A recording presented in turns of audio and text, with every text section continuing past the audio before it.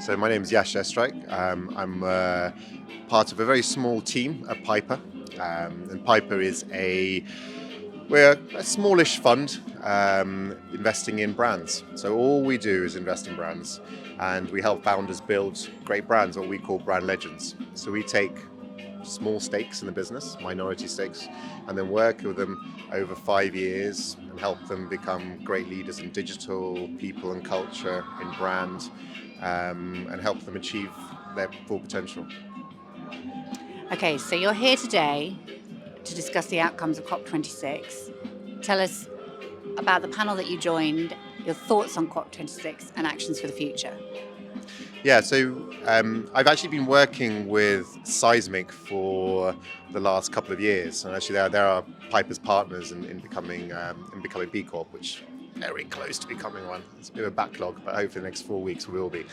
And actually through my work with Seismic, I've really come kind of aware of all the sustainability challenges that the businesses need to come face to face with.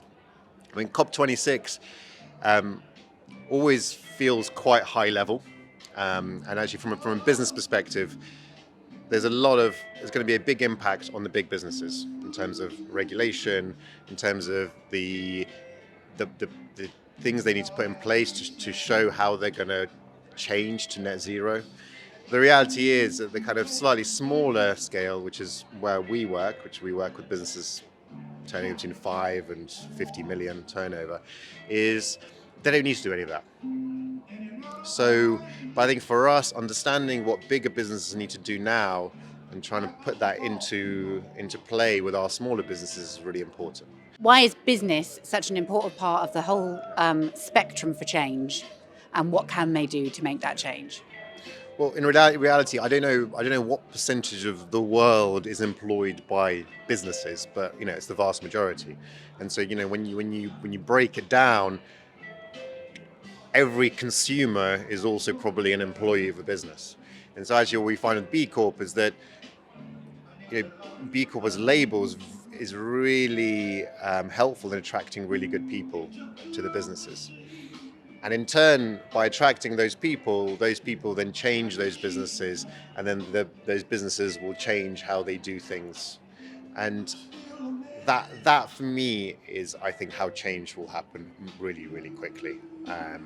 And there will be some corporates who will drag their feet, but I think the business world is much better place than governments to make that change happen faster.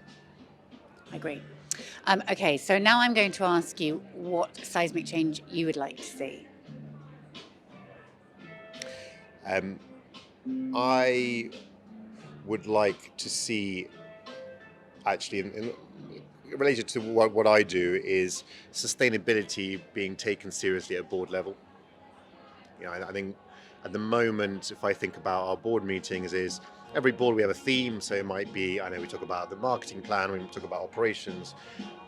It's beginning, we're starting to do it, but there hasn't been historically a session on sustainability. And that's what the board talks about as part of the board meeting. So actually what we've done is we've appointed a sustainability champion at every one of our businesses, and we made sure that sustainability champion is board level. So sometimes it's the founder, sometimes it's the CEO, sometimes it's the financial director, sometimes it's marketing or sales director. It doesn't matter, but they have to be at board level, and that's really critical to make sure that it's taken seriously. And then they make sure that there is somebody looking after carbon reporting, they look at somebody looking after people, but they act as the champion at board level. And so what I want to see happen is that happens in every business that I come across. Final question for you. Today we're asking everybody to make pledges in light of COP26. So I wanted to ask you, what's your sustainability pledge? My sustainability pledge is that I'm going to call out greenwashing.